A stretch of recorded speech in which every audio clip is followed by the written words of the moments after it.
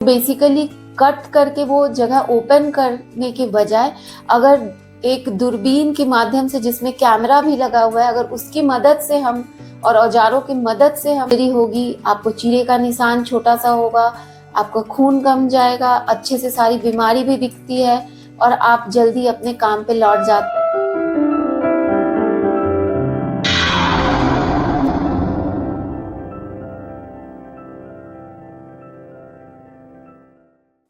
जोहार नमस्कार, मैं सुधांशु मिश्रा और आप देख रहे हैं हमारे यूट्यूब चैनल आज तक जीरो से में। जब हम लोग बात करते हैं सर्जरी का तो लोग सुनकर डर जाते हैं कि हमारे बॉडी में चीट फाट जाता होगा। लेकिन आज जिस सर्जरी के बारे में हम लोग बात करने वाले हैं, लेप्रोस्कोपिक सर्जरी, जो कि इसमें चीट फाट नहीं होता है। और इसी पे बात करने के लिए आज हमारे साथ बहुत ही स्पेशल गेस्ट जुड़ रही है मैम। तो चलिए उनसे हम लोग बात करते हैं। तो मैम स्वागत है आपका हमारे चैनल पे। धन्यवाद लब तक आज तक जो आपने हमें ये मौका दिया कि मैं इस क्षेत्र में जो लैप्रोस्कोपी है उस पर प्रकाश डालूं ताकि लोगों का डर हटे इस सर्जरी के बारे में जानने से। तो मैं हूं डॉक्टर सौम्या सिन्हा, बेला इनेसिस फर्टिलिटी आईवीएफ सेंटर पे fertility specialist and advance gynae laparoscopic surgeon. Ma'am सबसे पहले आपसे हम लोग जानेंगे लेप्रोस्कोपिक सर्जरी क्या है और क्या ये सर्जरी क्यों की जाती है। लैप्रोस्कोपिक सर्जरी, सबसे पहले मैं बताऊंगी सर्जरी क्या है। आप ओपन सर्जरी तो सब जानते हैं कि पेट में एक बड़ा सा चीरा मार के आप कोई भी सर्जरी करते हैं, वो ओपन सर्जरी या लैप्रोटोमी कहलाती है, मतलब आपने कट करके किया। और लैप्रोस्कोपी मतलब जो पेट में स्कोप जिसमें कैमरा लगा होता है, आप 2-3 छेद से उस कैमरे की मदद से आप अंदर देखते हैं और औजार भी उसको कुछ छेद के मदद से आप डालते हैं और ऑपरेशन सर्जरी की जाती है। तो ये है लैप्रोस्कोपिक सर्जरी। लैप्रो पेट में होता है इसलिए लैप्रोस्कोपी कहलाता है। अगर ये बच्चेदानी में दूरबीन डाल के करेंगे तो ये हिस्ट्रोस्कोपी कहलाती है। अगर नाक में डाल के दूरबीन ये सर्जरी कहती है तो इसे हम लोग राइनोस्कोपी कहते हैं। अगर घुटनों का होता है या कोई जोड़ में होता है तो इसको आर्थ्रोस्कोपी कहते हैं। तो बेसिकली कट करके वो जगह ओपन करने के बजाय अगर एक दूरबीन के माध्यम से जिसमें कैमरा भी लगा हुआ है, अगर उसकी मदद से हम और औजारों की मदद से हम ऑपरेशन करते एक बंद जगह में, तो वो स्कोपिक सर्जरी हुई। और डिपेंडिंग ऑन कौन सी जगह में हो रही है उसका वैसा नाम रहता है। मैम बात करें लेप्रोस्कोपी कितने प्रकार के होते हैं।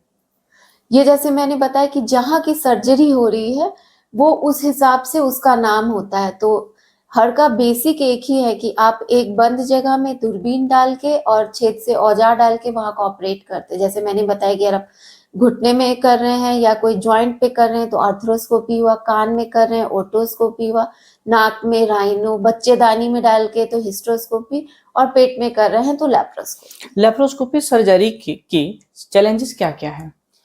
ये सर्जरी, क्योंकि आप समझिए आप हाथ से खा रहे हैं वो काफी खाना आसान होता है, आप चॉपस्टिक से खा रहे हैं तो उसके लिए स्किल चाहिए। तो सेम सर्जरी अपने आप में एक चीज है जिसको प्रैक्टिस और एक्सपीरियंस से सर्जन अच्छा बनता है। तो ओपन सर्जरी के कंपैरिजन में लैप्रोस्कोपी सर्जरी सीखने में सर्जन एक डॉक्टर को टाइम भी अधिक लगता है और इसमें स्किल की भी ज्यादा जरूरत होती है। अगर एक स्किल्ड सर्जन है तो इसके बहुत फायदे हैं।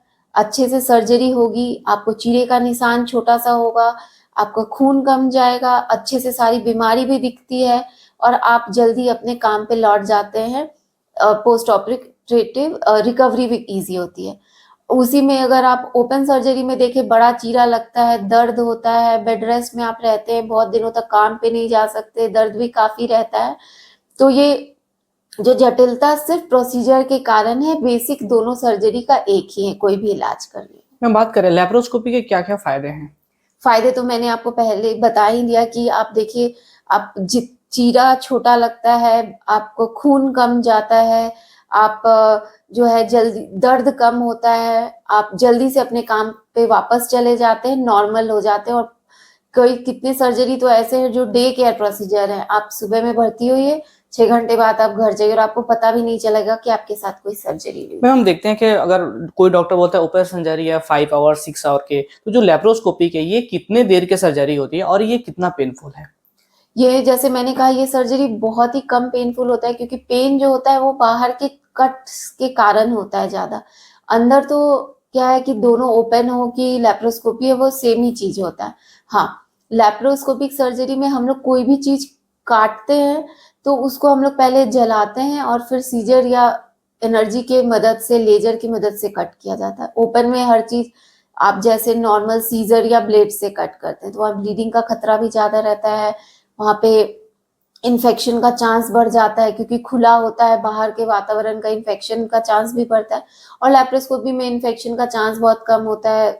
मतलब आप ओपन सर्जरी के कंपैरिजन में लैप्रोस्कोपी के तो बहुत ही ज्यादा फायदे हैं। इन्फेक्शन का चांस कम है, आपको जल्दी रिकवरी होती है, और आप कितना टाइम लगता है तो ये टोटल डिपेंड करता है कि आपका प्रोसीजर क्या हो रहा है, क्योंकि इसे बहुत तरह के बीमारी में इस्तेमाल किया जा सकता है। जैसे सिंपल आप मानिए तो आजकल बेबी नहीं हो रहा है तो हम लोग वो फर्टिलिटी इनहैंसिंग लैप्रोस्कोपिक सर्जरी कहते हैं। जैसे बच्चेदानी में गांठ है तो सिर्फ गांठ निकाला, बच्चेदानी को बचा लिया, या ट्यूब बंद है तो ट्यूब को खोला हमने, इंडोमेट्रियोसिस है तो वो इंडोमेट्रियोसिस का नोड्यूल्स हटाया, या इंडोमेट्रियोटिक सिस्ट है तो सिर्फ सिस्ट हटाया।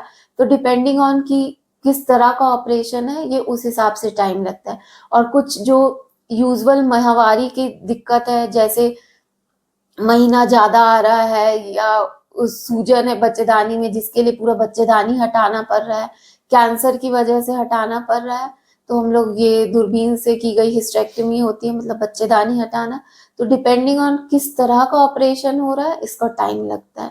तो ये तो लैप्रोस्कोपी हुआ। अगर हम लोग बच्चेदानी में दूरबीन डाल के ऑपरेशन करते हैं तो उसमें भी डिपेंडिंग कि कौन सी सर्जरी हो, बच्चेदानी का पर्दा हटा रहे हैं या वहां से पॉलिप निकाल रहे हैं, वहां का फाइब्रॉइड हट रहा है, या जस्ट हम लोग को डायग्नोस्टिक टेस्ट करना है, उसी हिसाब से टाइम का पता चलता है। हमेशा डायग्नोस्टिक टेस्ट होता है, मतलब जिसमें हम लोग सिर्फ बीमारी देख के पता लगा रहे हैं, उसमें बहुत कम समय लगता है, कुछ आधे घंटे से 45 मिनट। लेकिन हाँ, कोई ऑपरेटिव सर्जरी है जहाँ हम लोग बीमारी हटा ही रहे हैं तो वहाँ ज्यादा टाइम लगता है। मैम अगर हम बात करें, बहुत सारे लोग का क्वेश्चन होता है अगर लेप्रोस्कोपी सर्जरी हो रहा है तो उसके कितने दिन के बाद हम लोग रिकवर हो सकते हैं, टाइम कितना लगता है रिकवरी होने में? जैसे मैंने कहा, देखिए एज ए गायनेकोलॉजिस्ट हम लोग लैप्रोस्कोपी करते हैं पेट में दूरबीन डाल के, और हिस्ट्रोस्कोपी करते हैं बच्चेदानी में दूरबीन डाल के। तो अगर बच्चेदानी में दूरबीन डाल के या लैप्रोस्कोपी कर रहे हैं सिर्फ डायग्नोसिस के लिए, मतलब सिर्फ बीमारी पता लगाने के लिए, आप हिस्ट्रोस्कोपी प्रोसीजर के तो 6 घंटे बाद ही आप नॉर्मल आप सारा काम रिज्यूम कर सकते हैं। हाँ, लैप्रोस्कोपी के बाद हम लोग 24 घंटे के बाद कहते हैं। उसी तरह अगर ऑपरेटिव चीज हो रहा है, मतलब बच्चेदानी निकाल रहे हैं या फाइब्रॉइड निकाल रहे हैं, सेप्टम का ऑपरेशन हुआ है, तो ये सब में हम लोग 24 से 48 घंटे का रेस्ट बोलते हैं। उसके बाद आप बिल्कुल नॉर्मल अपने जो डेली वर्क है वो सब रिज्यूम कर सकते हैं। थैंक यू मैम हमारे साथ जुड़ने के लिए। धन्यवाद।